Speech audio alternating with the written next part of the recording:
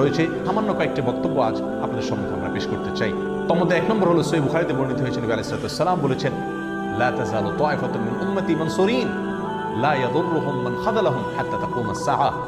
অর্থাৎ আমার উম্মতের মধ্যে একটা বিশেষ শ্রেণী, বিশেষ কিছু লোক থাকবে, একটা দল থাকবে যারা সত্যের পক্ষে লড়াই করতে থাকবে, আল্লাহর সাহায্য তাদের সঙ্গে থাকবে এবং তারা এই সত্যের পক্ষের লড়াইকে অব্যাহত রাখবে কিয়ামত কায়েম হওয়া পর্যন্ত। তাদেরকে যারা পর্যদস্ত করতে চায়, অপমান করতে চায়, ক্ষতি করতে চায়, তাদের কেউই তাদের কোনো ক্ষতি করতে পারবে না। এই হাদিসে নবী আলাইহিস সালাম যে দলটির কথা বলেছেন, যারা সাহায্য প্রাপ্ত হবেন আল্লাহর পক্ষ থেকে এবং যারা অটল অবিচল থাকবেন সত্যের উপরে কিয়ামত পর্যন্ত, যাদেরকে কেউ অবদস্ত করতে পারবে না, সেই দলটি কারা এবং তাদের অবস্থান কোথায় হবে, এই প্রসঙ্গে সহিহ বুখারীতে নবী আলাইহিস সালামের একাধিক সাহাবায়ে কেরামের মন্তব্য রয়েছে, যারা বলেছেন যে এখানে যে দলটির কথা বলা হয়েছে তারা হলেন সিরিয়ায় অবস্থানকারী হবেন এবং এটা হবে কিয়ামতের ঠিক আগ মুহূর্তে। তাবরানীর এক বর্ণনা, নবী আলাইহিস সালাম